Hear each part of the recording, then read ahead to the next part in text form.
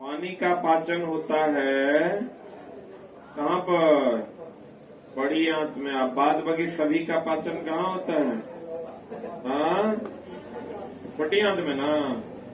बाद बाकी सभी चीजों का पाचन छोटी आंत में होता है। कहाँ होता है? छोटी आंत में होता है। आहार नाल में जो भोजन हम ग्रहण करते हैं किसके द्वारा? क्रमाकुंचन के द्वारा। किसके द्वारा? क्रमाकुंचन क्या है? मांसपेशियों में संकुचन, मांसपेशियों में वृद्धि। अब देखो चला, जो क्या कहेगा? जठर रस,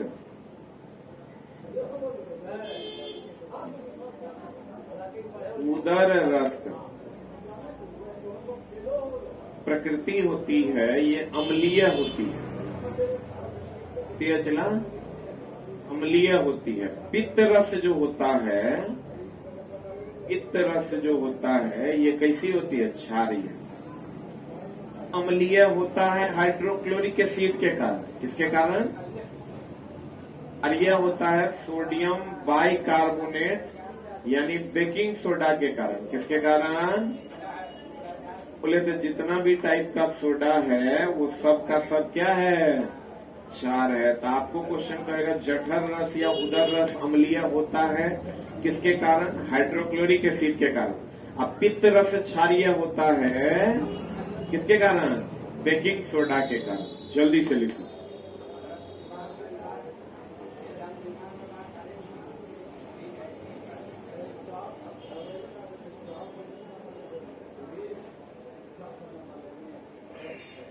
या उदर रस कैसा होता है? अम्लीय। अब पित्त रस कैसा होता है? क्षारीय।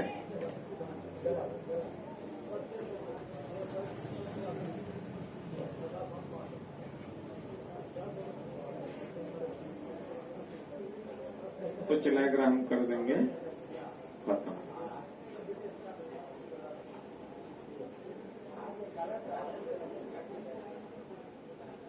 अच्छा, तो 3-4 दिन चलेगा, बहुत ही लंबा हो गया। देंगे तब तो एको दिन में हो जाएगा। लेकिन चला, मामला ये कि हम उसके इर्द गिर्द का क्वेश्चन भी तुमको बताते रहे हैं कि दोनों अगर क्वेश्चन रहेगा तो तुम बहुत आसानी से बना पाओगे। कैसा होता है? अम्लीय है। लगभग 5.5 के आसपास पीएच होता है। अब मुख कैसा होता है? कैसा होता है? क्या होता है रे? अम्लीय है। लेकिन एनामेल कैसा होता है? एनामेल कैसा होता है? एनामेल और टूथपेस्ट कैसा होता है? क्षारीय होता है। इनामेल और टूथपेस्ट कैसा होता है? क्षारीय। तो क्वेश्चन अटपट इसमें है नहीं।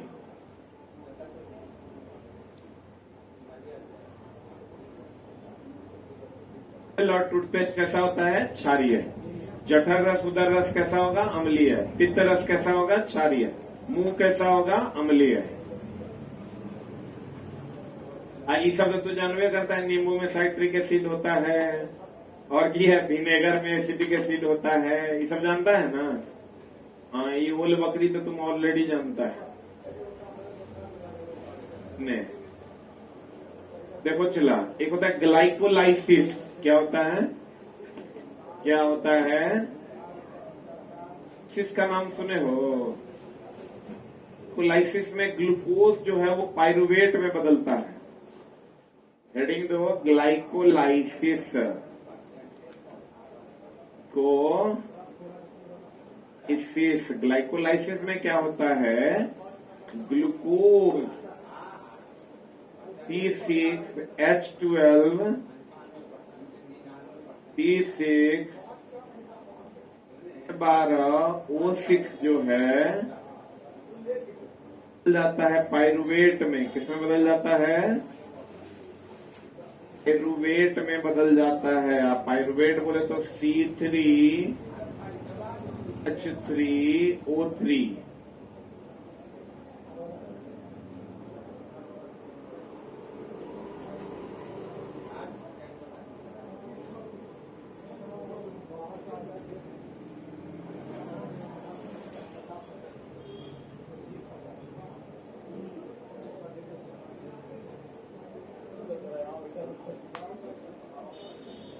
ग्लाइकोलाइसिस में क्या होता है दोस्त मेरे कि ग्लूकोज टूट जाता है किसमें, पायरुवेट।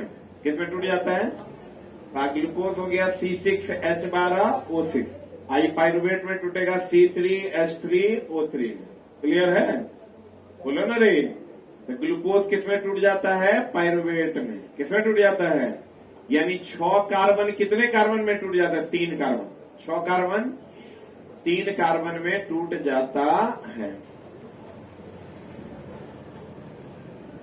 ग्लूकोज चला जटिल यौगिक है। कौन यौगिक है, ग्लूकोज कैसा यौगिक है, जटिल। जितना कार्बोहाइड्रेट है वो सब जटिल यौगिक है। जटिल यौगिक को सरल शर्करा में या सरल शर्करा को जटिल यौगिक में। कल हम बोले थे आपको कि पौधे सरल को जटिल में बदलते हैं क्योंकि वो CO2H2O को बदलते हैं ग्लूकोज में। हम लोग क्या करते हैं, ग्लूकोज जटिल को सरल में बदलते हैं। सही है ना। अब कहता है एक 6 कार्बन वाले ग्लूकोज के अणु को 3 कार्बन वाले अणु पायरुवेट में विखंडन होता है और इसे हम लोग को किस कहते हैं, क्या कहते हैं इसको, ये जो प्रक्रिया है चला इसे हम लोग ग्लाइकोलाइसिस कहते हैं। और ये पूरी प्रक्रिया जो है, ये पूरा का पूरा जो मामला है चला, ये कोशिका द्रव्य में होता है। कहाँ होता है, पूरा का पूरा मामला कोशिका द्रव्य में होता है। कहाँ होता है चला, का पूरा मामला कोशिका द्रव्य में होता है। जो ग्लूकोज पायरुवेट में बदलता है, ये पूरा मामला कहाँ होता है, कोशिका द्रव्य में। प्रक्रिया क्या कहलाती है, ग्लाइकोलाइसिस। क्या कहलाती है, ग्लाइकोलाइसिस कहलाती है। प्रक्रिया ये तो ग्लाइकोलाइसिस कहलाती है और यह प्रक्रिया कहाँ होता है, कोशिका द्रव्य में होता है।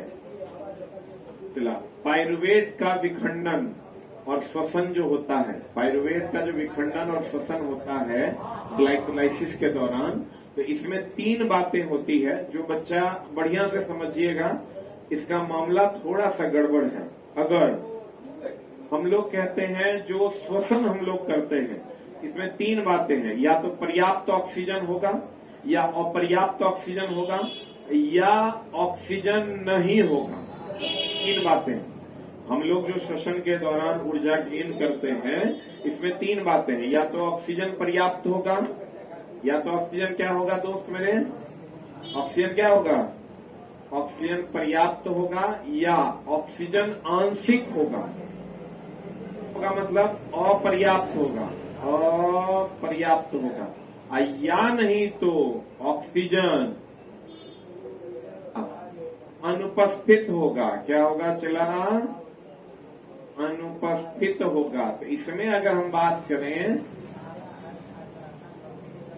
पर्याप्त होगा तब जो हमको मिलेगा वो मिलेगा CO2 प्लस H2O प्लस क्या मिलेगा, ऊर्जा। अगर ऑक्सीजन अपर्याप्त है, जैसे हम लोग दौड़ते हैं तो हम लोग को ऑक्सीजन पर्याप्त नहीं मिलता है, तो हम लोग जोर जोर से सांस खींचते हैं, हम लोगों को ऑक्सीजन पर्याप्त नहीं मिलता और जोड़ों में दर्द भी होने लगता है। क्यों, क्योंकि यहाँ पर बनता है लैक्टिक एसिड। क्या बनता है, लैक्टिक अम्ल। और जब ऑक्सीजन अनुपस्थित हो जाएगा तो धीरे धीरे आप बेहोश होने लगते हैं, क्योंकि बेहोशी की स्थिति आ जाती है। देखिए, अगर ऑक्सीजन अनुपस्थित हो, वहां पर आपको रख दिया जाए तो धीरे धीरे आप बेहोशी की स्थिति में चलने लगिएगा, हाथ पैर आपका एकदम सुस्त होने लगेगा, क्योंकि इथेनॉल का निर्माण हो जाता है। किसका निर्माण होता है, अभी नहीं सोचना दारू पीने से बढ़िया है ऑक्सीजन हटा दें जीवन से। दारू पीने से बढ़िया है कि ऑक्सीजन हटा दीजिए, इथेनॉल का निर्माण होगा, अपने आप का शरीर जो है काम करना बंद कर देगा। ऑक्सीजन पर्याप्त होगा तो क्या होगा, H2O प्लस ऊर्जा। ऑक्सीजन आंशिक और अपर्याप्त होगा तो लैक्टिक एसिड प्लस ऊर्जा। ऑक्सीजन अनुपस्थित होगा तो इथेनॉल प्लस ऊर्जा। सही है ना। तो देखो, इसको याद रखने के लिए आप ये समझिए, पर्याप्त होगा तो CO2 प्लस H2O प्लस ऊर्जा, अपर्याप्त होगा तो जो दौड़ते हैं हम लोग तो वो लैक्टिक एसिड का निर्माण करेगा, और अगर एकदम अनुपस्थित हो जाएगा तो बेहोशी आ जाएगी, दैट इज इथेनॉल। क्या हो जाएगा, इथेनॉल का निर्माण करता है। दारू पिए हैं आप लोग कभी नहीं, पीजिएगा भी नहीं। हम एक बार ट्राई किए थे, लेकिन चला इतना कड़वा है वो कि पीना मेरे बस में नहीं था, इसलिए हम उसको नहीं पिए।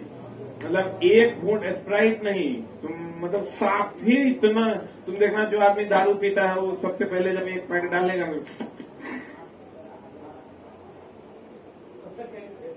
ये करता है ना, करना इसलिए कि चला उसका टेस्ट बहुत ही है। बस हमको लगता है इतना घटिया टेस्ट का दैनिक जीवन में कुछ भी उपस्थित नहीं है उसके अलावा, फिर भी लोग पीते हैं। क्यों पीते हैं तो जो पीते हैं वो जाने। लेकिन चला हम लेकिन एक बार ट्राई किए थे, हमको लगा कि एक बार पी के देखते हैं, सब पी रहा है, कहता मजा आता है, एक बार देते हैं पी के। लेकिन चला वो टेस्ट इसका इतना खराब है कि आप उसको पी नहीं सकते। लेकिन बहुत लगभग लोग पीवे करते हैं। तो टेस्ट छोड़ो, लोग कहता टेस्ट को छोड़ो, तो देखो तो वही वाला बात है। तो अगर आप नहीं पिए हैं तो कभी पीजिएगा नहीं। ऑक्सीजन अनुपस्थित होता है तो क्या बना देगा? इथेनॉल। क्या बना देगा? मैं सोचता होगा अरे आप तो पीवे करते होंगे, ऐसे ही बोल रहे हैं, सोच रहा है क्या साफे पागल है कि देखे हम पिएंगे तो हम कह देंगे कि हम दारू पीते हैं, कौन जुलूम हो जाएगा? मेरा कौन क्या उखाड़ लेगा? एक पैसा कमाते हैं हम, अपने पैसे का पीते हैं, इसमें क्या? तो हम स्टूडेंट नहीं है ना, है मन करेगा पिएंगे। अभी चला मन कर नहीं रहा है, जब मन करेगा शुरू करेंगे। हम सोचे हैं 60-65 के बाद शुरू करेंगे। 65 के बाद करने से फायदा ये होगा ना, कैंसरो होगा। हमरा कहेगा डॉक्टर कैंसर हो गया, तो हम कहेंगे हाँ समय पूर्ले होने दो, जितना दिन है होता। एकदम चला सब घटिया काम नहीं करना है। गुटखा कितना लोग, खैनी कितना आदमी खाता है? इमाम विद्या कसम हाथ खड़ा करो, क्या खाता है खैनी? क्या कसम है? 1 2 3 चिल्ला कौन है? हाथ खड़ा करो, नहीं तो 1 नंबर से नहीं होगा नौकरी।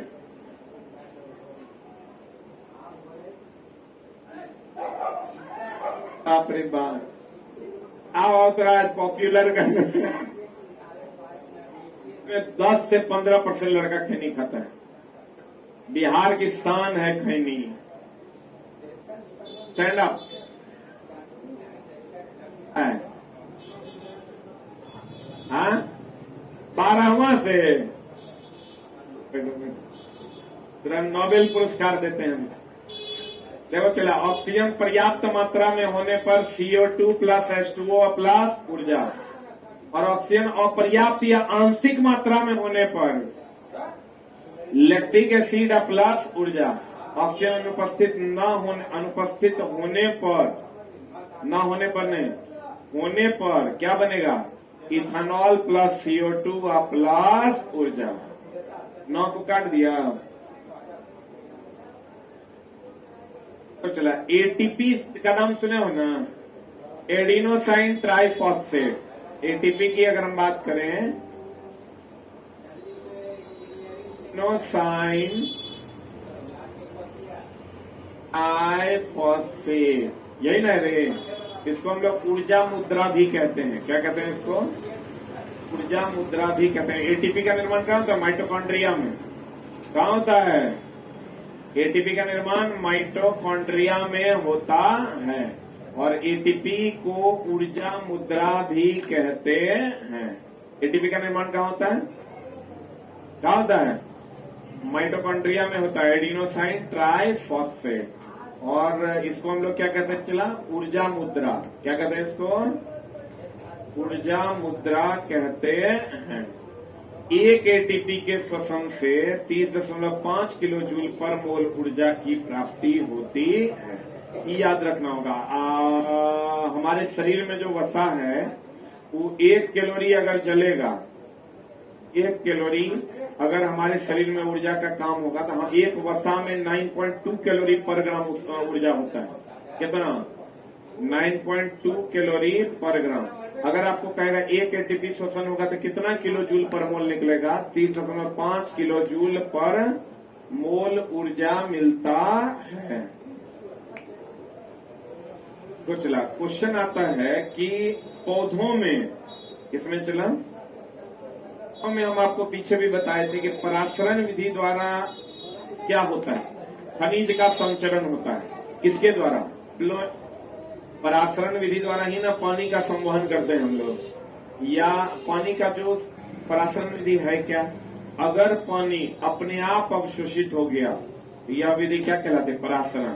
देखो बात बताओ, जड़ में हम मोटर लगेले हैं, अपने आप अवशोषित होता है, यह क्रिया क्या है? परासरण। तो हम ये कह सकते हैं कि पौधों में परासरण होता है। बोलन रे, पौधों में क्या होता है? पौधों में परासरण की घटना होती है। परासरण क्या है? लिखिएगा परासरण।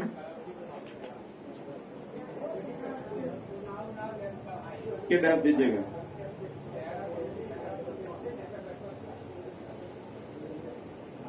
खनिज लवण कौन विधि द्वारा? परासरण विधि वह विधि है, परासरण विधि है, शरण विधि वह विधि है जहां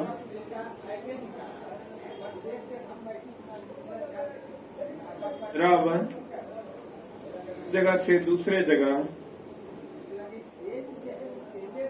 जहां द्रव एक जगह से दूसरे जगह आप पहुंच जाते हैं, आप जाते हैं। द्रव एक जगह से दूसरे जगह अपने आप पहुंच जाते हैं। खनिज लवण भी चला द्रव्य के रूप में न होता है। यह क्रिया केशिका क्रिया है कि कोशिका क्रिया है? केशिका क्रिया है। कहता है पौधों में जल खनिज लवण परासरण विधि द्वारा तथा CO2 और O2 का विनिमय कौन विधि द्वारा? गैसों को का विनिमय, विनिमय का मतलब होता है इंटरचेंज, विनिमय का मतलब इंटरचेंज करना, विनिमय का मतलब हुआ चला कार्बन डाइऑक्साइड लेना और ऑक्सीजन देना। यह कौन विधि है? विसरण। ये कौन विधि है? तो कहते हैं गैसों का इंटरचेंज विसरण विधि द्वारा होता है, जबकि जल और खनिज लवण का जो आदान प्रदान होता है इस विधि द्वारा, परासरण विधि द्वारा। कभी कभी क्वेश्चन आता है, चला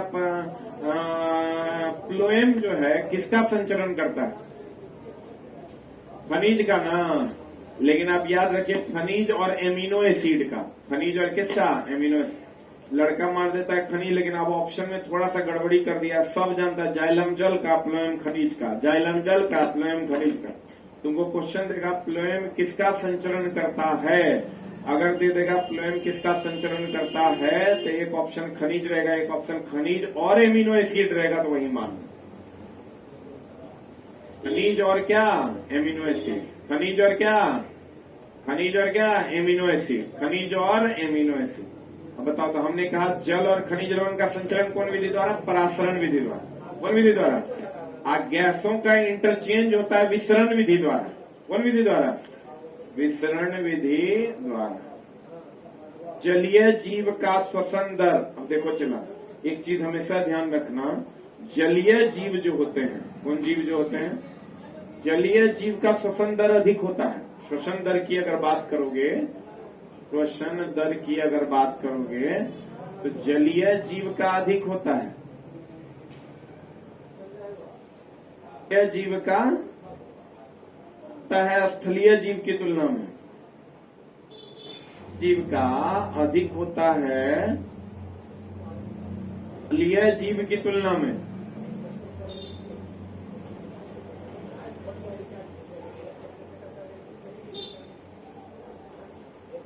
जगह पौधों में श्वसन दर जो होता है जलीय जीव में ज्यादा होता है और स्थलीय जीव में कम। जलीय जीव में चूंकि वो जल से ही ऑक्सीजन ग्रहण कर लेता है, इसलिए ऑक्सीजन की यहाँ पर चूंकि श्वसन दर अधिक होता है, यहाँ ऑक्सीजन की कमी होती है। ऑक्सीजन की क्या होती है? कमी। और यहाँ ऑक्सीजन की अधिकता होती है। तो पृथ्वी पर जो स्थल पर ऑक्सीजन कितना प्रतिशत है? 21% है, और यहाँ बहुत कम प्रतिशत में होता है, फिक्स नहीं कह सकते। अगर कहीं पर शुद्ध जल है तो हम लोग कहते हैं बायोलॉजिकली ऑक्सीजन डिमांड एक पैरामीटर है, बीओडी, नाम सुने हो? पैरामीटर है चला, BOD, biological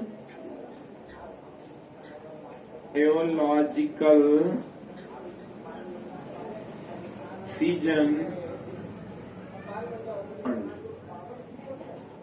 biological oxygen demand, जिसको हम लोग क्या कहते हैं, बीओडी। ये वो चीज ध्यान रखना, शुद्ध जल अगर है तो शुद्ध जल है कर मतलब समझ लो कि ऑक्सीजन अधिक है, तो बताओ जगह में ऑक्सीजन अधिक होगा तो बायोलॉजिकली ऑक्सीजन डिमांड जो होगा वो क्या होगा, कम। बोलवे नहीं करेगा, ध्यान दें तब लिखना। पूछता है क्वेश्चन, चला कहता है बीओडी बोले तो बायोलॉजिकली ऑक्सीजन डिमांड, अगर शुद्ध जल है तो ऑक्सीजन डिमांड, ऑक्सीजन की मात्रा ज्यादा होगी, ऑक्सीजन की मात्रा ज्यादा होगी तो डिमांड कम होगा। जिसकी मात्रा आपके पास ज्यादा होती है उसका डिमांड आपके पास क्या होता है, कम होता है। किसी भी चीज की मात्रा अगर आपके पास चला जी ज्यादा है तो आप उसका डिमांड कीजिएगा। लेकिन मतलब अगर डिमांड नहीं है का मतलब आपके पास मात्रा पर्याप्त है। अगर मात्रा कम रहेगा तो तुरंत डिमांड हाई हो जाएगा कि नहीं हमको वो बात चाहिए ही चाहिए। क्लियर है? बोलो रे। जैसे आपके पास अगर कोई ऐसा चीज हो जो बहुत ज्यादा हो गया हो, पहले नहीं था लेकिन अब है तो अब उसका डिमांड आपके पास क्या हो जाएगा, कम हो जाएगा। बोलो रे। रसगुल्ला तेरा भर पेट खिला दे, हम तेरा कहेंगे और रसगुल्ला खाओगे और खाओगे, ना छोड़ो, मांग रहे थे देवे नहीं किया, अब हमारा अपने है, हमारा तो रसगुल्ला की कोई जरूरत नहीं। बोलो ना रे।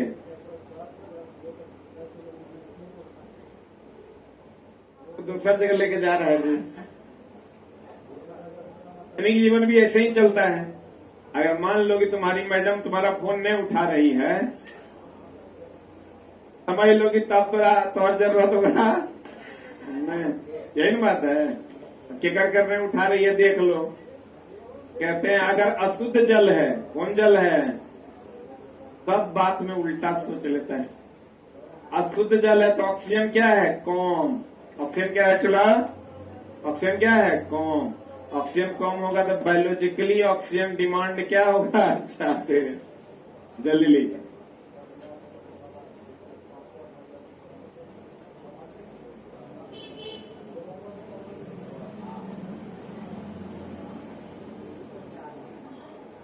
क्या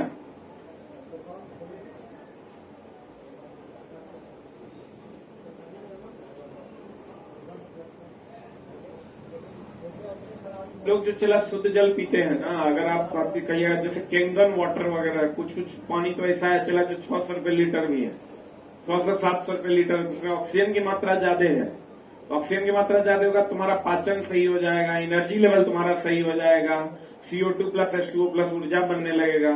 ऑक्सीजन की मात्रा, अशुद्ध जल पियोगे तो उसमें ऑक्सीजन की मात्रा कम रहेगी। ऑक्सीजन की मात्रा कम रहेगी तो क्या बनेगा, लैक्टिक एसिड। लैक्टिक एसिड बनेगा तो क्या होगा, थकान है ना होगा, जल्दी थक जाओगे। तो अगर आप चाहते हो एनर्जी लेवल मेंटेन रहे तो कैसा जल पीना है, शुद्ध जल। क्लियर है? बोलो रे। अच्छा ऐसा भी फिल्टर है चला, वो अभी मेरे घर में कुछ दिन पहले आया था, वो 8.5 लाख रुपए का खाली फिल्टर था, पॉइंट ब्लैक्स का फिल्टर था। उसमें गुण क्या था, वो जल को आयनीकृत करता था।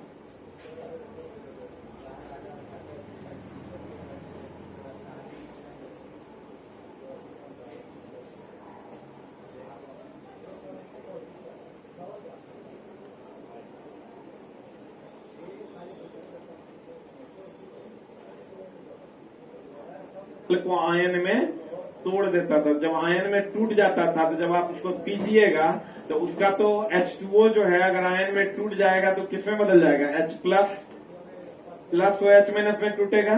आज जब ये टूट जाएगा तो इसको इलेक्ट्रॉन चाहिए, दूसरा E प्लस है तो माइनस चाहिए, माइनस है तो प्लस चाहिए। मतलब ये दूसरे को अपने साथ जोड़ेगा तो दूसरा टूट,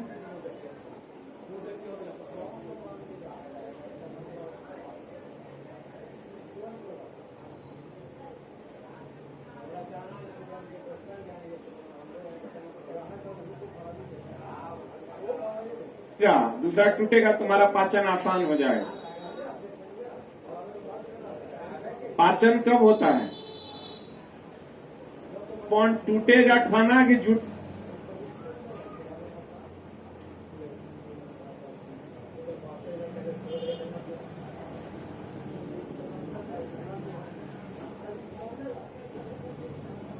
खाना। तुम जो पानी पीते हो वो अशुद्ध जल है। अशुद्ध जल वो आयनीकृत नहीं होता है। आयनीकृत नहीं होता, ऑक्सीजन की मात्रा भी कम होती है। तो ऑक्सीजन की मात्रा कम है तो तुमको वो ऊर्जा नहीं मिल पाएगा। CO2 प्लस H2O प्लस ऊर्जा नहीं मिलेगा, तुम्हारे में लैक्टिक एसिड का फॉर्मेशन होगा, तुमको थकान महसूस होगा। और दूसरा कि H2O तुम्हारा आयनीकृत नहीं होगा। आयनीकृत नहीं होगा तो आयन नहीं बनेगा। आयन नहीं बनेगा तो दूसरे को अपने साथ तोड़ के घुलाएगा नहीं। अब तोड़ के घुलाएगा नहीं तो पचेगा नहीं। अब पचेगा नहीं तो वो अनडाइजेस्टेबल हो जाएगा। अगर ये तोड़ देगा, आयन में टूट जाएगा, तो ये दूसरे को अपने साथ क्या करेगा? कोई भी चीज एक जगह से टूटेगा तो दूसरे जगह क्या होगा? जुड़ेगा। बोलेंगे अगर नहीं टूट रहा है तो मतलब दूसर से जुड़ेगा नहीं। इसलिए हम लोगों को शुद्ध पानी पीना चाहिए। गौर फरमाइएगा। क्या है चला? श्वसन दर जो है वो जलीय जीव में ज्यादा होता है। किसमें ज्यादा होता है?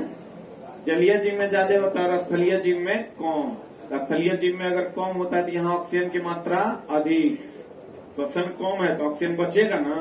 और यहाँ जलीय जीव में श्वसन ज्यादा होता है तो ऑक्सीजन की क्या हो जाएगी? कमी हो जाएगी। बोलो हाँ। अब देखो कहते हैं जलीय जीव का श्वसन दर स्थलीय जीव से अधिक होने के कारण जल में वायु के तुलना में कम ऑक्सीजन होता है जल में ना, क्योंकि जलीय जीव का श्वसन दर अधिक होता है। क्योंकि जलीय जीव का श्वसन दर क्या होता है? अधिक होता है। जलीय जीव का श्वसन दर अधिक होगा तो वहां ऑक्सीजन की क्या हो जाएगी? कमी। क्लियर है? बोलो ना रे। क्रिचॉफ का नियम सुने हो? हाँ, एगो चला क्रिचॉफ का 2 नियम था, एगो वोल्टेज लॉ था, एगो करंट लॉ था। नाम सुने हो? नियम था वोल्टेज लॉ, एगो चला कह दे नियम,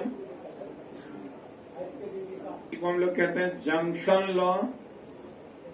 पहला लॉ था, या इसी को हम लोग कहते हैं नोड लॉ। नोड होता है चला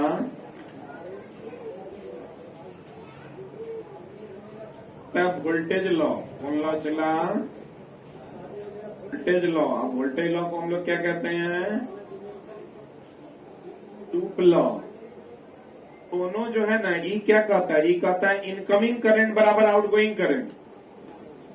किसी पर 2 एम्पियर की धारा यहाँ आ रही है किसी पॉइंट पर, और 3 एम्पियर की धारा यहाँ से आ रही है, तो जो निकलने वाली धारा होगी वो कितना होगी? 5।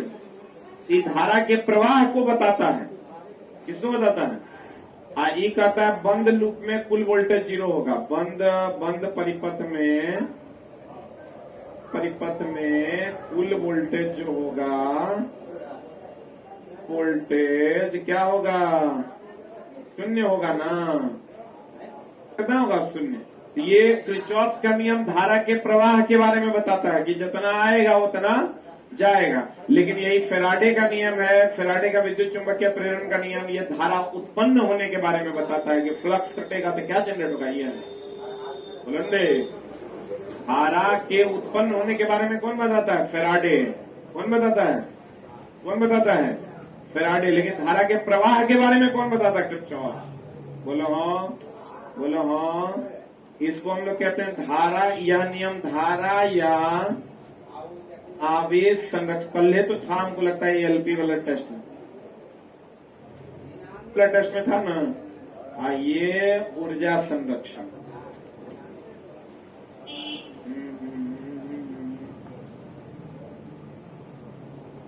कौन देता मोबाइल देखना?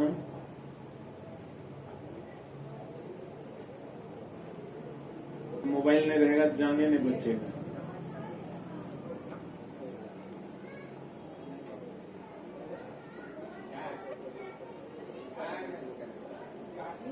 मोबाइल देख रहा है का मतलब कहीं इंगेज हो गया, तब बहुत गलत जगह जा रहा है। ये बच्चों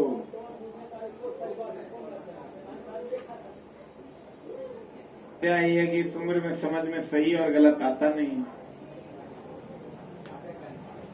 मोबाइल देख रहे हैं पट पट पट पट।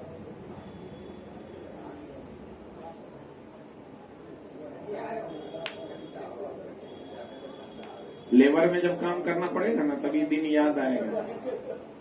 चला पॉट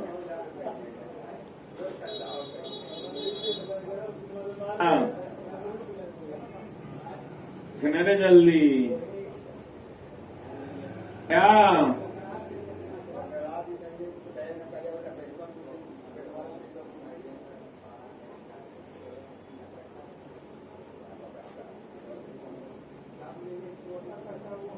लाइन आप बढ़िया से समझना। किरचॉफ का नियम से मोटर में धारा का प्रवाहन,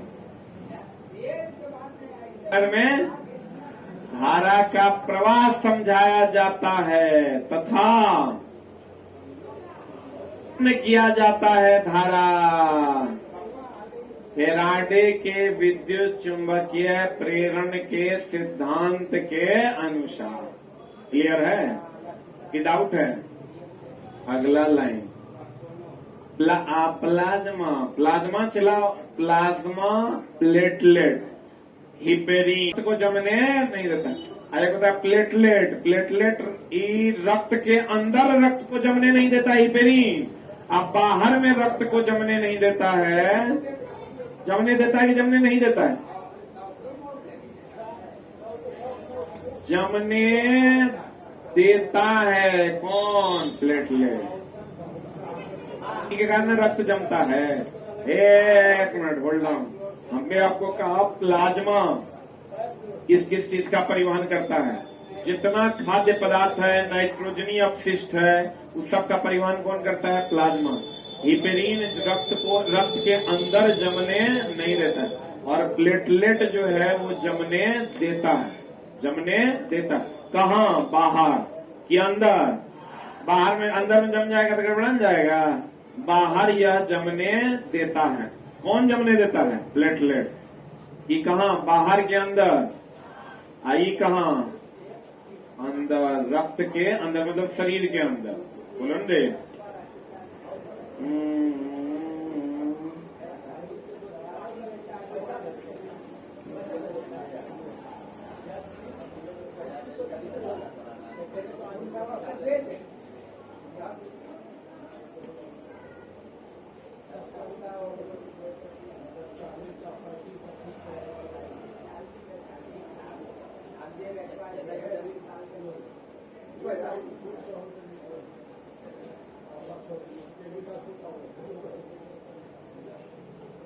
वाह,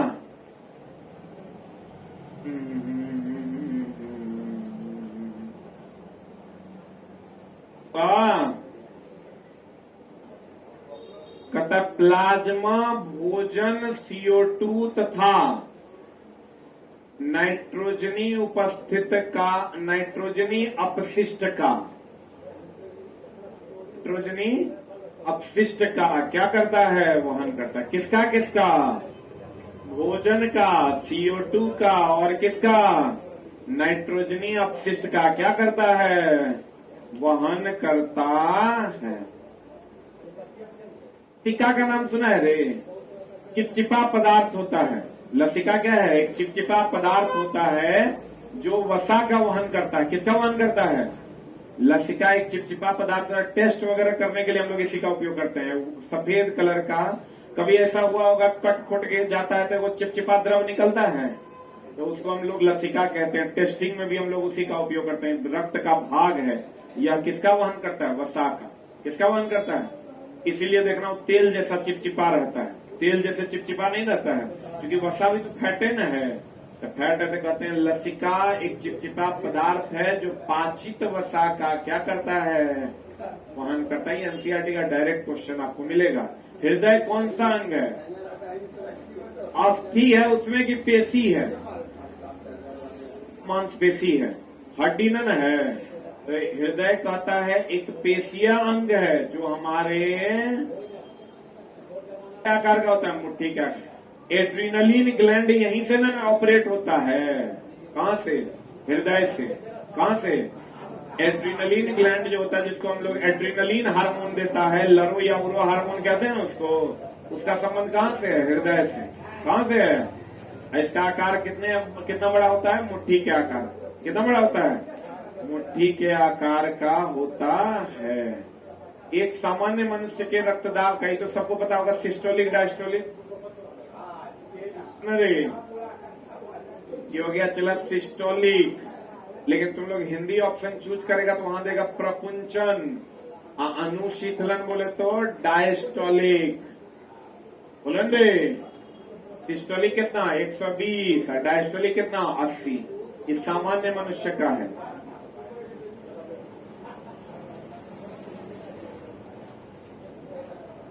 तो बात बताओ चलो, मछली में और हम लोगों में क्या अंतर है? मछली में एक ही परिसंचरण तंत्र है, शुद्ध भी उसी से जाता है, अशुद्ध भी उसी से जाता है। तो कहते हैं एकल रक्त परिसंचरण तंत्र, जबकि अन्य केसरुकी में दोहरा। लिख लेना, मछली में शुद्ध और अशुद्ध, मछली में शुद्ध और अशुद्ध तो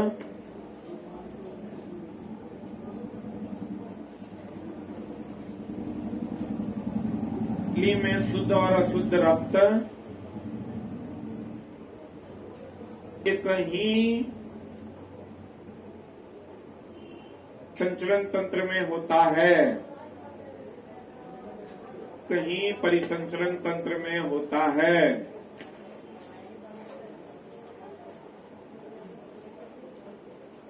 ये परिसंचरण तंत्र में होता है। अभी तुरंत बताए थे, बताओ। प्लेटलेट शरीर से बाहर रक्त का थक्का बनाता है कि अंदर? हिपेरिन शरीर के अंदर रक्त जमने नहीं देता है।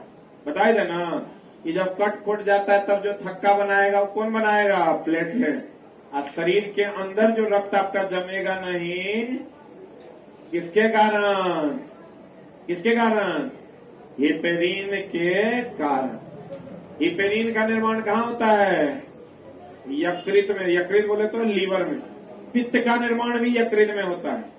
किसका निर्माण? पित्त का निर्माण भी कहाँ होता है? अब पित्त का स्टोरेज कहाँ होता है? पित्ताशय में। पित्त का काम है वसा का पाइसीकरण करना। पित्त का काम क्या है? पाइसीकरण करना मतलब क्या करना? तोड़ना। पाइसीकरण करना मतलब क्या करना? तोड़ना। कहता लसिका, अभी तुरंत ने बताए थे, लसिका क्या करता है? वसा का वहन, पाचित वसा का वहन। किसका वहन करता है? लसिका पाचित वसा का वहन करता है। लसिका रक्त प्लाज्मा के समान, परंतु इनमें अल्प मात्रा में क्या होता है? प्रोटीन होता है। तथा यह कैसा होता है? रंगहीन। वो और ध्यान रखना, क्लोरीन भी रंगहीन होता है। क्लोरीन क्या होता है? चला रंगहीन होता है। लसिका रक्त प्लाज्मा के समान, परंतु इसमें अल्प मात्रा में प्रोटीन होता है। और यह कैसा होता है? चला रंगहीन। और ये क्या करता है? पचित वसा का वहन करता है। किसका वहन करता है? प्लाज्मा क्या करता है? चला CO2 भोजन और नाइट्रोजनी अपशिष्ट का वहन करता है, जबकि लसिका पचित वसा का वहन करता है। लसिका में प्रोटीन भी पाया जाता है। ग्लोब्यूलिन में भी प्रोटीन पाया जाता है। एल्ब्यूमिन में भी प्रोटीन पाया जाता है। याद रखना चला, ग्लोब्यूलिन तो ब्यूलिन किसमें चला? ब्यूलिन में क्या पाया जाता है? एल्ब्यूमिन। एल्ब्यूमिन कहाँ पाया जाता है? मूत्र में।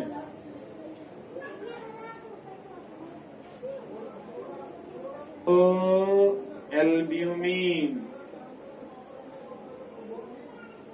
भी पाया जाता है प्रोटीन।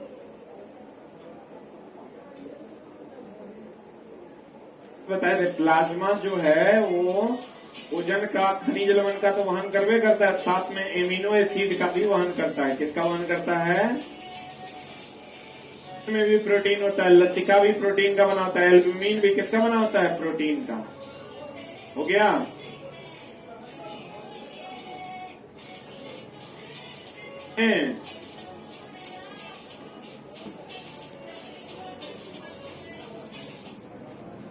कोशिका तरल को बाह्य कोशिकाएं अवकाश से पुनः रुधिर में ले जाता, बाह्य कोशिकाओं से फिर रुधिर में लसिका ही ले जाता है चीजों को। पादप में अधिकांश कोशिकाएं कैसी होती है? मृत होने का। अब देखो चला, पादप में, पौधों में कम ऊर्जा की आवश्यकता होती है। क्यों होती है? क्योंकि इसका जो बाहरी उत्तक है, जो बाहरी आवरण जिसको आप कहते हैं मृदु उत्तक, आपको कहेगा क्वेश्चन कि पादप में अधिकांश कोशिकाएं मृत होने के कारण इसे कम ऊर्जा की आवश्यकता होती है कि ज्यादा कम ऊर्जा की आवश्यकता होती है। वाष्पोत्सर्जन, जाइलम में जल की गति, चूसक प्रेरक बल, इचलक। देखो एक चीज का ध्यान रखना, वाष्पोत्सर्जन, एक मिनट होल्ड ऑन। जाइलम में जल की जो गति होती है ये कोशिका टू कोशिका होती है, सेल टू सेल का से हमें श्लोक कहता है वाष्पोत्सर्जन, जाइलम में जल की गति कोशिका से कोशिका में चूसक या प्रेरक बल द्वारा होता है। हम बताते हैं कैसे। अभी तुरंत आपको बताए थे हम परासरण, याद है? क्या बताए थे? चला, क्या बताए थे? तो परासरण एक प्रकार का चूसके बल ना है रे। जैसे पानी का परासरण होता है, तो पानी का परासरण होता है, पानी हम लोग जड़ में डालते हैं और उसका क्या कर लेता है? चूसन कर लेता है। तो चूसके बल के द्वारा ना परासरण होता है। तो हम लोग कहते हैं फ्लोएम हो या जाइलम हो, कौन बल काम करता है वहां? चूसक। चूसक बल को ही हम लोग क्या कहते हैं? प्रेरक बल के नाम से जानते हैं। अभी तुरंत बताए थे हम, फ्लोएम के बारे में सब जानता है, खनिज लवण या भोजन का संचरण करता है। और जाइलम जल का, फ्लोएम किसका? खनिज लवण का। फ्लोएम किसका? खनिज लवण का। लेकिन जानिए आपकी फ्लोएम पादप में भोजन के अलावे इसका एमिनो एसिड का संचरण करता है। किसका संचरण करता है? ये तो 112 पढ़े होंगे, जाइलम जल का, फ्लोएम खनिज लवण का, जाइलम जल का, फ्लोएम खनिज लवण का, जाइलम जल का, फ्लोएम खनिज लवण। लेकिन अब आप ये जानिए कि फ्लोएम खनिज लवण का तो करवे करता है, साथ में क्या रहता है? Amino acid. साथ में क्या रहता है? Amino acid. एमिनो एसिड से किसका निर्माण होता है? प्रोटीन का। अब प्रोटीन से उत्तक का, उत्तक से अंग का, अंग से शरीर का। अब पता चला मानव उत्सर्जन तंत्र, जैसे देखो किडनी उत्सर्जन तंत्र है। किडनी क्या है? चला बताओ, किडनी का एक होता है? 2 गो। ये क्वेश्चन एनसीईआरटी का है, अगर आप पढ़िएगा एनसीईआरटी तो आपको मिल जाएगा। 2 गो किडनी होता है। इसको कहते हैं चला मूत्रवाहिनी। मूत्रवाहिनी क्या होता है? 2 गो। इसको कहते हैं मूत्राशय। ये हो गया मूत्रमार्ग। मूत्रमार्ग हो गया कै गो? 1 गो। मूत्राशय हो गया 1 गो। मूत्रवाहिनी हो गया 2 गो। वृक्क हो गया 2 गो। कितना बारी क्वेश्चन हम बताए भी हैं, ये एनसीईआरटी का डायरेक्ट क्वेश्चन है। कहते हैं मानव में ये 2 गो किडनी होता है, 2 गो मूत्रवाहिनी होता है, 1 गो मूत्राशय होता है। ये क्या है?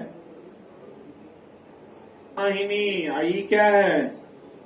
मूत्रमार्ग। ये क्या है?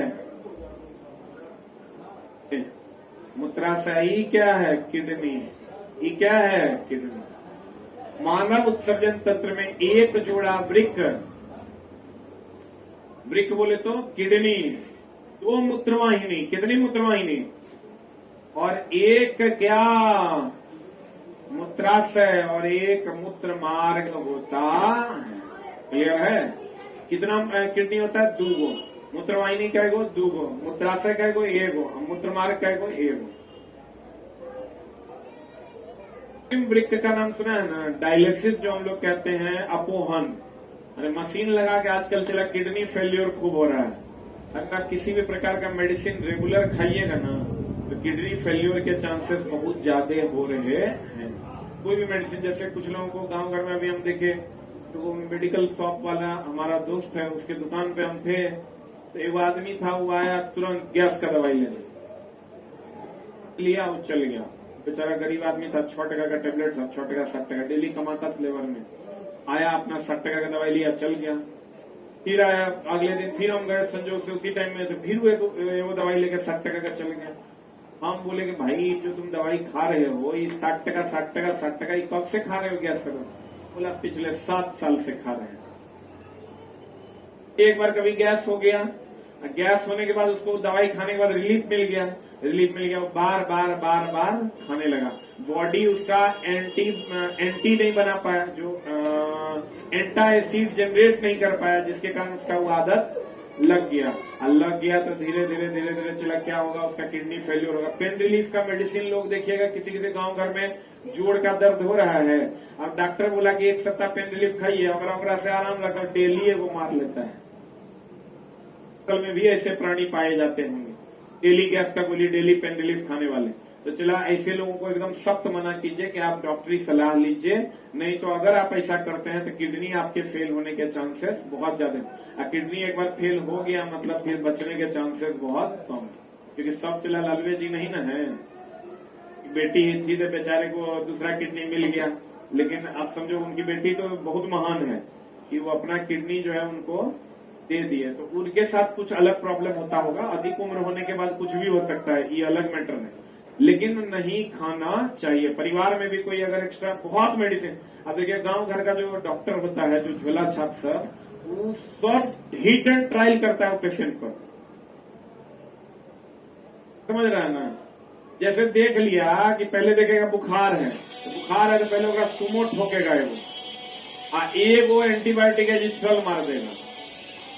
कोरोना के टाइम में देख लिया कि एंटीबायोटिक खूब काम करता है, अभी सब एजिथ्रल खा रहा है, एजिथ्रल मार दिया, अब देखा नहीं ठीक हो रहा है, कहेगा चलो एजिथ्रल के अब सुइया मारो, ठीक बात कहेगा नहीं तो मलेरिया के लक्षण है, मारो तो मलेरिया की दवाई। फिर ओग्रोस ठीक नहीं हुआ, कहेगा ना लंबा खींच रहा है, टाइफाइड है, फिर मारो ओग्रो दवाई, साला बुखार अपने ठीक हो जाता उतना दिन में, जितना दिन में वो हिट एंड ट्रायल मार रहा है। जैसे गांव का बिजली मिस्त्री जो रहता है, वो जो तुम लेके चल जाओ कोई मदरबोर्ड ठीक करवाने, मोबाइल लेके चल जाओ, फलना चिलना, वो हिट एंड ट्राई मारता है, यहां सटाएगा चल रहा ना, माथा पेची करते रहता है। कभी उसके पास जाना, गांव का बिजली मिस्त्री के पास हम गए आयरन लेके ठीक करवाने के लिए, बहुत दिन पहले की बात है, कहता है वैसे ठीक कर रहा था, हाथ में अति लगा, वो नहीं किया। हम कह रहे हैं आयरन खराब है, चला तुझे टीवी लेके गया, और सटा के सब उखाड़ के नया सटा के देख रहा है, ग्राफ चला एक रात एक बार गांव के मिस्त्री के पास जो सामान चला गया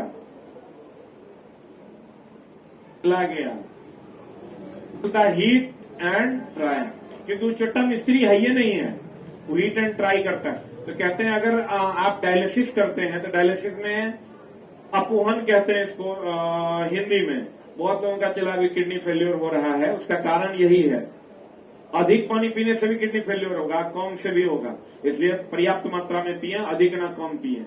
कृत्रिम वृक्क हो गया डायलिसिस। कृत्रिम वृक्क क्या है? डायलिसिस। अब जाइएगा, हम एक बार डायलिसिस देखे, चला उसमें कुछ नहीं होता, तुम्हारा किडनी काम नहीं कर रहा है, तुम्हारा किडनी यूरिया को छान नहीं पा रहा है, क्रिएटिनिन लेवल बढ़ जाएगा, वो क्या करेगा, रक्त को किडनी में जो जा रहा है वहीं से निकाल के मशीन में डाल देगा। अब मशीन में डाल के उसका शुद्ध करेगा, और शुद्ध करके तब तो शरीर में डाल देगा। तो डाल देगा, इसी को हम लोग कहते हैं डायलिसिस। क्या कहते हैं इसको? तो देखो किडनी में अगर होगा ये, तो रक्त में बहुत सारी चीजों का वो अवशोषण करता है, लेकिन मशीन करेगा क्या? मशीन करेगा? नहीं करेगा, क्योंकि कहते हैं कृत्रिम वृक्क, ये कृत्रिम वृक्क अपोहन, जिसको हम डायलिसिस कहते हैं, में मूत्र का पुनः अवशोषण नहीं होता है, सिर्फ वो क्या करता है, छानता है।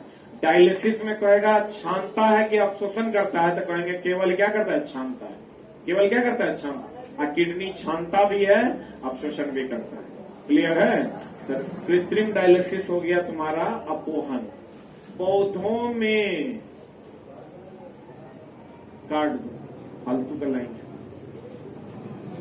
सूचना को एकत्रित तंत्रिका कोशिका के डेंड्रॉइड का नाम सुना है? डेंड्रॉइड का नाम सुना है? किसके द्वारा किया जाता है? डेंड्रॉइड है ही है डेंड्रॉइड। सिनेप्स, सिनेप्स का नाम सुना है? तो न्यूरॉन्स के बीच का जो गैप होता है उसी को क्या कहते हैं? सिनेप्स कहते हैं। सूचना को एकत्रित तंत्रिका कोशिका के डेंड्रॉइड द्वारा किया जाता है, यही है डेंड्रॉइड। द्रुमिका जिसको कहते हैं, द्रुमिका यानी डेंड्रॉइड के द्वारा सूचना एकत्रित किया जाता है। कौन सिग्नल होता है? विद्युतीय सिग्नल। कौन सिग्नल? विद्युतीय सिग्नल होता है। अब दो न्यूरॉन्स के बीच के गैप को सिनेप्स कहते हैं। क्या कहते हैं? चला आता है द्रुमिका यानी डेंड्रॉइड द्वारा कौन आवेग उत्पन्न होता है? उत्पन्न होता है विद्युतीय आवेग। डेंड्रॉइड जो होता है वो कौन आवेग उत्पन्न करता है? विद्युतीय आवेग। एक्सॉन कौन चला? ये है एक्सॉन, ये तंत्रिका कोशिका है, इसके बीच में ये क्या है? चला एक्सॉन। एक्सॉन के अंतिम छोर पर विद्युतीय आवेग किसमें बदल जाता है?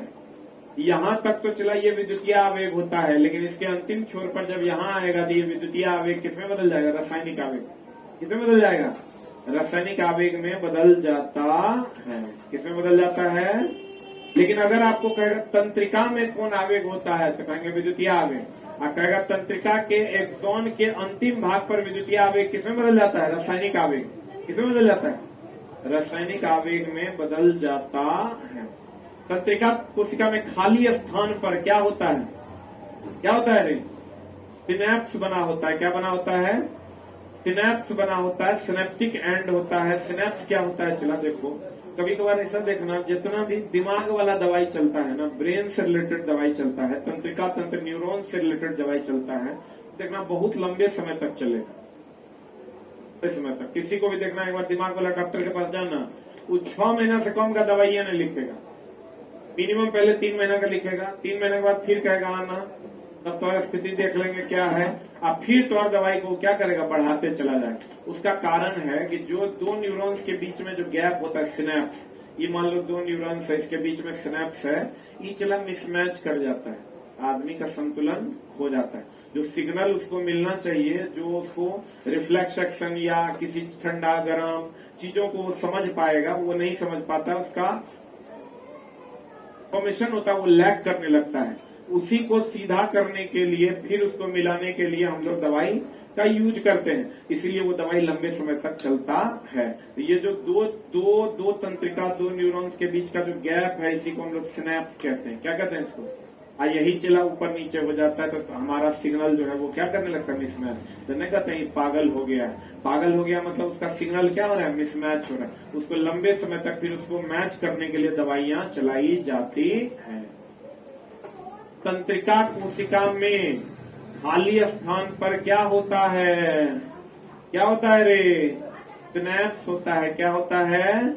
सिनेप्स होता है। जो आवेग को एक स्थान से दूसरे स्थान तक, वही सिनेप्स अगर मिसमैच हो जाएगा तो आवेग एक स्थान से दूसरे स्थान तक जाएगा, तो वही आदमी हो जाता है पागल। तो उसमें चला कोई भी डॉक्टर होगा तो लंबे समय तक के लिए आपको मेडिसिन लिखेगा।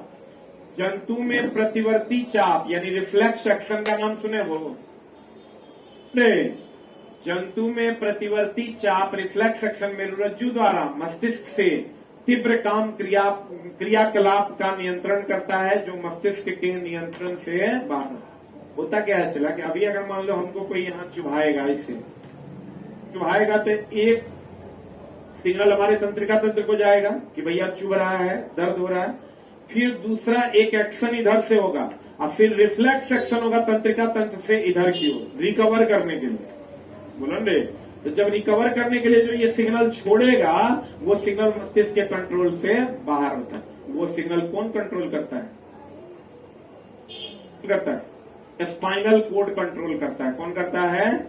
जैसे अगर हम किसी को ऐसे चुभा देते हैं तो मस्तिष्क तंत्रिका तंत्र को सूचना मिलती है कि भैया चुभ गया है। चुभ गया तो ये सूचना यहां से गया कहाँ? मस्तिष्क को। मस्तिष्क फिर सूचना बैक करता है कि भैया उसको रिकवर करो। रिकवर करो तो वो किसके पास आता है? स्पाइनल कोड के पास। तो बताओ मस्तिष्क के कंट्रोल से बाहर हो गया कि उसके कंट्रोल में रहा? तो कहते हैं जंतु में प्रतिवर्ती चाप रिफ्लेक्स एक्शन मेरुरज्जु द्वारा मस्तिष्क से तीव्र काम क्रियाकलाप का नियंत्रण करता है, जो मस्तिष्क के नियंत्रण से किसके नियंत्रण में चला जाता है? स्पाइनल कॉर्ड किसके नियंत्रण में जाता है? लिख लो इसी को बढ़ा के, तथा यह स्पाइनल के नियंत्रण में चला जाता है।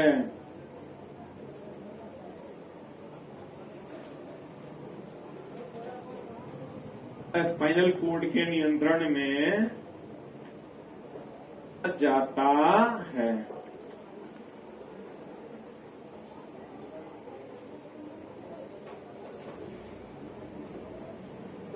नियंत्रण में चला जाता है, स्पाइनल कॉर्ड के नियंत्रण में चला जाता है।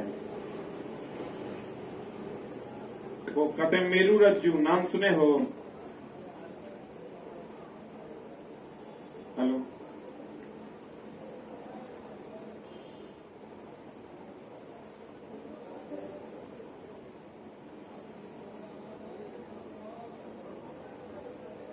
कहते हैं चला मेरुरज्जु, क्या कहते हैं? मेरुरज्जु रीढ़ की हड्डी केसरुक दंड से क्या रहती है? सुरक्षित रहती है। जो आपका स्पाइनल कोड होता है वो किससे सुरक्षित रहता है? केसरुक दंड से सुरक्षित रहता है। पादप सूचनाओं का संवहन रसायन के उपयोग द्वारा करता है। रसायन के उपयोग द्वारा नहीं, किसके? क्यों? क्योंकि पादप में भोजन आयनों में टूट जाता है, और जहां पर आयन का प्रवाह होगा वो किसका प्रवाह है? विद्युत धारा का। किसका प्रवाह है? आयन का प्रवाह। किसका प्रवाह है? विद्युत धारा। तो कहते हैं पादप सूचनाओं का संवहन रसायन के उपयोग से कि विद्युत रसायन के उपयोग से? वो कहता चला पादप कोशिका का आकार एवं दिशा किसके द्वारा? अच्छा बताओ, पादप में कोशिका की जो दिशा होगी किधर से किधर जाएगा, तो जल ने तय करेगा। जल जिधर बहेगा उधर कोशिका की दिशा होगी, या जिधर जल नहीं बहेगा उधर कोशिका की दिशा नहीं होगी। तो कहते हैं पादप कोशिका में आकार और दिशा किसके द्वारा नियंत्रित होता है? एक होता है रसायनुवर्तन। रसायनुवर्तन का एक उदाहरण पराग नलिका का किसमें बदलना है? बीजांड की ओर वृद्धि करना है। पादप वृद्धि हार्मोन। अच्छा, ऑक्सीन का नाम सुने होना, ये क्या है? वृद्धि हार्मोन। साइटोकाइनिन में क्या होता है? कोशिका विभाजन। एस्बेस्टिक एसिड का नाम सुना होगा, तो कोशिका वृद्धि को क्या करता है? रोकता है। पतझड़ वगैरह उसी से ना आता है। ऑक्सीन वृद्धि हार्मोन है, बोले मैं नहीं करेगा। एब्सिसिक एसिड जो है वो वृद्धि को क्या करता है? रोकता है। क्या करता है? रोकता है। तो कहते हैं जिब्रेलिन का नाम सुना है? तना हो गया, फल हो गया, फूल हो गया, इसमें वृद्धि किसके कारण होता है? जिब्रेलिन के कारण। किसके कारण? देखो तुमको क्या क्या पूछेगा? वो ऑक्सीन। ऑक्सीन वृद्धि हार्मोन है। प्रकाशानुवर्तन किसके कारण होता है? ऑक्सीन के कारण। प्रकाश के प्रति जो अनुवर्तन होता है किसके कारण? किसके कारण? ऑक्सीन के कारण होता है। किसके कारण होता है? ऑक्सीन के कारण होता है। जिब्रेलिन के कारण तना, फूल, फल इत्यादि में क्या होता है? वृद्धि होता है। एब्सिसिक एसिड के कारण पतझड़ होता है। तो पतझड़ कब होगा? इसका मतलब वो वृद्धि को रोकेगा कि बढ़ाएगा। साइटोकाइनिन के कारण कोशिका विभाजन होता है। बोले मैं नहीं करेंगे। कहते हैं पादप में वृद्धि हार्मोन ऑक्सीन का संश्लेषण प्ररोह के अग्रभाग। बताओ, वृद्धि होगा तो अग्रभाग में वृद्धि होगा कि बीच वाला में? अग्रभाग ही न चला बढ़ेगा। तो कहते हैं पादप में वृद्धि हार्मोन ऑक्सीन के संश्लेषण प्ररोह के अग्रभाग में होता है। यह कोशिकाओं की लंबाई में वृद्धि के लिए सहायक है। जिब्रेलिन तना, फल, फूल इत्यादि में वृद्धि के लिए सहायक है। साइटोकाइनिन किसमें सहायक है? कोशिका विभाजन में सहायक है। एब्सिसिक एसिड ये वृद्धि करता है कि वृद्धि को रोकता है? एब्सिसिक वृद्धि संदर्भ रोकने तथा पानी फल को गिरने में मदद करती। इसी को न चला पतझड़ कहते हैं। आपको कहेगा पतझड़ के लिए कौन जिम्मेवार है? एब्सिसिक। कहेगा ऊपरी भाग के वृद्धि के लिए कौन जिम्मेवार है? ऑक्सीन। कौन जिम्मेवार है? ऑक्सीन। तना, फल, फूल के वृद्धि के लिए जिब्रेलिन। कोशिका विभाजन के लिए साइटोकाइनिन। साइटोकाइनिन किसके लिए? कोशिका विभाजन के लिए। एब्सिसिस एसिड किसके लिए? पतझड़ के लिए। कहेगा फल जो है झड़ के गिर जाता है किसके कारण? एब्सिसिस एसिड के कारण। आप पौधों में आंतरिक वृद्धि के लिए ऑक्सीजन तथा बाहरी वृद्धि के लिए कौन? जिब्रेलिन। तना वगैरह जो मोटाएगा वो किसके कारण? जिब्रेलिन के कारण। किसके कारण? एड्रीनलिन का भी तुरंत बताए थे, किससे संबंध है? हृदय से। इसी को चला लड़ो या उड़ो हार्मोन निकलता है। एड्रीनल ग्लैंड से एड्रीनलिन निकलता है जो लड़ो या उड़ो हार्मोन। इसी से सेक्स हार्मोन भी निकलता है। कौन हार्मोन निकलता है? तो कहते हैं चला एड्रीनलिन हृदय का समन्वय एवं नियंत्रण का काम करता कौन? एड्रीनलिन। अब 2 ग्रंथि तो सबको पता होगा, आयोडीन। बोलेंगे अब 2 ग्रंथि, अब टेडपोल की वृद्धि के लिए क्या जरूरी है? आयोडीन। पढ़ाए हैं पीछे, आज सबको पता होगा। अब 2 ग्रंथि जो है थायरॉक्सिन हार्मोन बनाने के लिए सकता है। इससे भी चला थायरॉक्सिन मतलब आयोडीन। थायरॉक्सिन मतलब आयोडीन। यह हार्मोन, कौन हार्मोन? थायरॉक्सिन। यह हार्मोन मतलब यह हार्मोन सभी प्रकार के उपापचय की क्रिया में मदद कर। उपापचय मतलब एक लाइन में समझिए पाचन में मदद करता है। लिख लो, थायरॉक्सिन हार्मोन पाचन तो एंजाइम करता है, लेकिन पाचन में क्या करता है? मदद करता है। इसी को हम उपापचय की क्रिया कहते हैं, में मदद करता है। यह हार्मोन मतलब थायरॉक्सिन हार्मोन किसमें मदद करता है? पाचन में।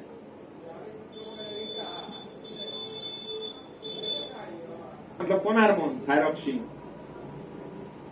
थायरॉक्सिन हार्मोन पाचन में मदद करता है, अर्थात उपापचय की क्रिया में क्या करता है? मदद करता है। ये तो पता होगा चला नर में टेस्टोस्टेरोन और मादा में एस्ट्रोजन। लेकिन चला क्वेश्चन आता है कि नर का जो टेस्टोस्टेरोन से जो निकलता है शुक्राणु, ये गतिज है कि स्थितिक है? शुक्राणु गतिज होता है। शुक्राणु हम छोड़ा नहीं जाता है रे, तो शुक्राणु छोड़ा जाता है। शुक्राणु क्या है? गतिज है। अंडाणु तो अस्थिर में रहता है, शुक्राणु उस पर जाकर मिलता है और तब आपका भ्रूण का निर्माण होता है। आपको कहेगा कौन गतिज होता है? कौन? शुक्राणु। कौन गतिज होता है? शुक्राणु गतिज होता है। पता चला पूरे शरीर का इंफॉर्मेशन कहां पर उपलब्ध होता है? डीएनए में। इसीलिए सबका डीएनए अलग अलग है। लड़का है कि लड़की है कि कुत्ता है कि बिलाई है, कितना उम्र है, की है न है, इस सब का इंफॉर्मेशन कहां रहता है? डीएनए। और सबका डीएनए क्या होता है? अलग। एक जीव का दूसरे जीव से डीएनए कभी मिलता नहीं। तो कहते हैं, चला गौर फरमाइएगा, कोशिका के केंद्रक के डीएनए में प्रोटीन संश्लेषण हेतु सूचना, सभी प्रकार की सूचनाएं कहां निहित होती है? डीएनए। कहां निहित होती है? डीएनए में निहित होती। एक कोशिकीय जीवों में कोशिका विभाजन अथवा विखंडन द्वारा नए जीवों की उत्पत्ति होती। एक कोशिकीय जीव का एग्जाम्पल बताओ। अमीबा। अमीबा ना, बताओ इसमें कोशिका विभाजन के द्वारा नया जीव बनता है। और इसी में न चला मुकुलन भी होता है। क्या होता है? मुकुलन। कहते हैं कालाजार रोगाणु कौन है? लिस्मानिया प्लेनेरिया में क्या होता है? द्विविखंडन। कालाजार लिस्मेनिया रोगाणु के द्वारा होता है। मलेरिया परजीवी कौन है? प्लाज्मोडियम में जनन किसके द्वारा होता है? बहुविखंडन विधि। किसके द्वारा? बहुविखंडन विधि द्वारा होता है। विशेष कार्य हेतु विशिष्ट कोशिकाएं संगठित होकर उत्तक का निर्माण करती है। सबको पता होगा कोशिका से ही ना उत्तक बनता है। बेसिक यूनिट शरीर का क्या है? कोशिका। और उसी से कोशिका से क्या बनता है? उत्तक। उत्तक से क्या बनता है? अंग। अंग से क्या बनता है? शरीर। प्रकार की कोशिकाएं विशिष्ट कार्य के लिए दक्ष होती है। अलग अलग प्रकार की कोशिका अलग अलग कार्य के लिए दक्ष होती है। हाइड्रा कौन चला? प्लेनेरिया ईस्ट में रीजनरेशन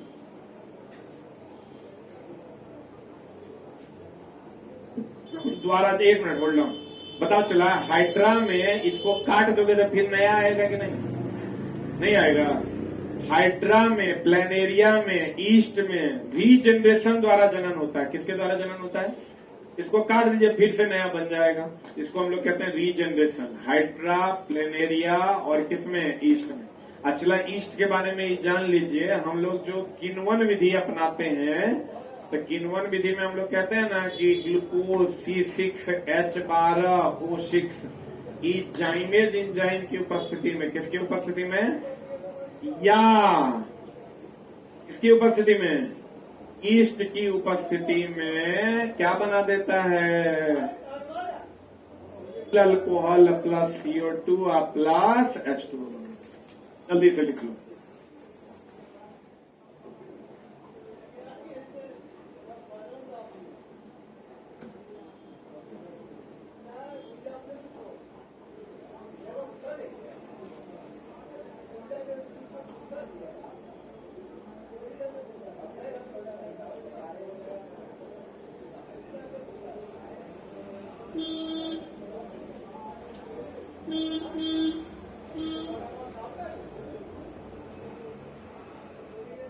कहेगा किस विधि द्वारा इथाइल अल्कोहल बनता है, किण्वन विधि द्वारा। कहेगा कौन सी गैस निकलती है, कार्बन डाइऑक्साइड। कहेगा किसका उपयोग करते हैं, जाइमेज या ईस्ट। ये दोनों उत्प्रेरक का काम करता है। जो एरो पर रहता है चला, वो क्या है, उत्प्रेरक, जो अभिक्रिया में भाग नहीं लेता लेकिन अभिक्रिया की दर को बढ़ा या क्या देता है, घटा देता है। क्लियर है। C6H12O6। यही ग्लूकोज जब बदल जाएगा पाइरुवेट में, तो इसको कहते हैं ग्लाइकोलाइसिस। क्या कहते हैं, और उसमें कई गो कार्बन होता है, 3 गो, C3H3O3। यह प्रक्रिया क्या कहलाती है, ग्लाइकोलाइसिस। जब ग्लूकोज पाइरुवेट में बदलता है तो यह प्रक्रिया ग्लाइकोलाइसिस कहलाती है। लेकिन जब ग्लूकोज इथाइल अल्कोहल में बदलता है तो यह प्रक्रिया क्या कहलाती है, किण्वन। किसकी उपस्थिति में, जाइमेज एंजाइम और ईस्ट। ये दोनों क्या है, उत्प्रेरक। क्या है ये, उत्प्रेरक किसे कहते हैं, जो अभिक्रिया की दर को बढ़ा दे या घटा दे, उसी को उत्प्रेरक कहते हैं। तो हाइड्रा कौन विधि द्वारा, मुकुलन होता है, जब काट के लगाते हैं, कहते हैं किस विधि द्वारा होता है, चला, मुकुलन विधि द्वारा। ईस्ट हो गया, हाइड्रा हो गया, इसमें मुकुलन की विधि होती है। ब्रायोफाइलम की पत्तियों के मार्जिन की कणिकाएं विकसित होकर किसका निर्माण करती है, नए पौधों। ये क्वेश्चन तुमको डायरेक्ट एनसीईआरटी में मिलेगा कि किसके मार्जिन की दर्रों में कलिकाएं बनती है, नई कलिकाएं बनती है, नए पौधे बनते हैं। आंसर आपको मिल जाएगा। एक ऑप्शन ब्रायोफाइटा है वहां एनसीईआरटी में, एक ऑप्शन ब्रायोफाइलम। जब ये कह दे मार्जिन से कनिकाएं विकसित होकर नए पौधे, मतलब चला जहां गैप रहता है ना, गैप में नया पौधा निकल जाता है। मार्जिन का मतलब होता है गैप, मार्जिन का मतलब गैप में जो नए पौधे निकल जाते हैं, यह घटना किसमें होती है, ब्रायोफाइलम। लेकिन जो एनसीईआरटी तुम बनाओगे वहां ब्रायोफाइलम भी है, ब्रायोफाइटा भी है। क्या मारना, ब्रायोफाइलम। मार्जिन मतलब गैप में नए पौधे का बनना। कहां होता है, ब्रायोफाइलम। कहां होता है, ईस्ट और हाइड्रा में क्या होता है, मुकुलन। ईस्ट और हाइड्रा में क्या होता है, मुकुलन। अब विभिन्न प्रकार की कोशिकाएं अलग अलग कार्य करने में क्या होती है, दक्ष होती है। हाइड्रा, प्लेनेरिया, ईस्ट, रीजनरेशन होगा, काट के लगाएंगे फिर से लगेगा, रीजनरेशन की क्रिया होती है। विशेष कार्य है तो विशिष्ट कोशिकाएं संगठित होकर किसका निर्माण करती है, उत्तक का निर्माण कर। मलेरिया परजीवी कौन सा, प्लाज्मोडियम। बहुविखंडन की एकल विखंडन। एक कोशिकीय जीवों में कोशिका विभाजन अथवा विखंडन द्वारा नए जीवों के उत्पादन। नर में क्या होता है, टेस्टोस्टेरोन। नर का शुक्राणु गतिज की स्थिति, एस्ट्रोजन। मादा में, अब बताओ सभी सूचनाएं कहाँ होती है, डीएनए में। कहाँ होती है, सबका डीएनए अलग अलग किससे। अब 2 ग्रंथि में थायरॉक्सिन हार्मोन बनाने के लिए क्या चाहिए, आयोडीन। टेडपोल के निर्माण के लिए भी क्या चाहिए, क्या चाहिए, यह हार्मोन। सभी प्रकार की उपापचय क्रिया मतलब क्या, पाचन। मेटाबॉलिज्म सुने हो ना, मेटाबॉलिक क्रिया करता है, मतलब पाचन में सहायक होता है। किसमें सहायक होता है, पाचन में सहायक होता है। पौधों में आंतरिक वृद्धि के लिए क्या, ऑक्सीन। अब बाह्य वृद्धि के लिए जिब्रेलिन। एड्रिनलिन हार्मोन का संबंध किससे है, हृदय से। किससे है, इसी को लरो या उरो हार्मोन कहते हैं। कौन हार्मोन कहते हैं इसको, साइटोकाइनिन क्या करता है, कोशिका विभाजन। अब पतझड़ के लिए स्पेसिसेसिन, अब वृद्धि के लिए ऑक्सीन, अब तना के वृद्धि के लिए जिब्रेलिन, तना के मोटापे के लिए क्या, जिब्रेलिन। अब पादप में वृद्धि कहाँ होता है? टिप पे ना। और जिब्रेलिन तना, फल और फूल में मोटापा लाता है। पादप कोशिका का आकार और दिशा किसके द्वारा? जल द्वारा। बताओ, जल जो हम लोग अवशोषित करते हैं, पादप जो अवशोषित करता है, वह प्रक्रिया परासरण है। और गैसों का जो विनिमय करता है वो है विसरण। क्या है वो? क्या है वो? उसको हम लोग विसरण कहते हैं। मेरुरज्जु रीढ़ की हड्डी केसरुक दंड द्वारा क्या रहती है? सुरक्षित रहता। आप पादप जो सूचनाओं का संवहन करता है, रासायनिक विधि की विद्युत रासायनिक विधि किसके द्वारा? और एक्सॉन के अंतिम भाग में विद्युतीय सिग्नल रासायनिक सिग्नल में परिवर्तित हो जाता है। सिनेप्स क्या है? दो न्यूरॉन्स के बीच का गैप। दो न्यूरॉन्स के बीच का गैप को क्या कहते हैं? न्यूरॉन। सिनेप्स क्या कहते हैं? क्या कहते हैं? साइटोकाइनिन क्या करता है? कोशिका विभाजन। जिब्रेलिन क्या करता है? मोटाता है। ऑक्सीन क्या करता है? वृद्धि करता है। एस्पेसिस एसिड क्या करता है? पतझड़ में। एस्पेसिस एसिड किसमें? पतझड़ में। पतझड़ किसके कारण? एस्पेसिस एसिड के कारण। और फल गिर जाते हैं किसके कारण? पत्ते झड़ जाते हैं किसके कारण? एस्पेसिस एसिड के कारण। क्लियर है?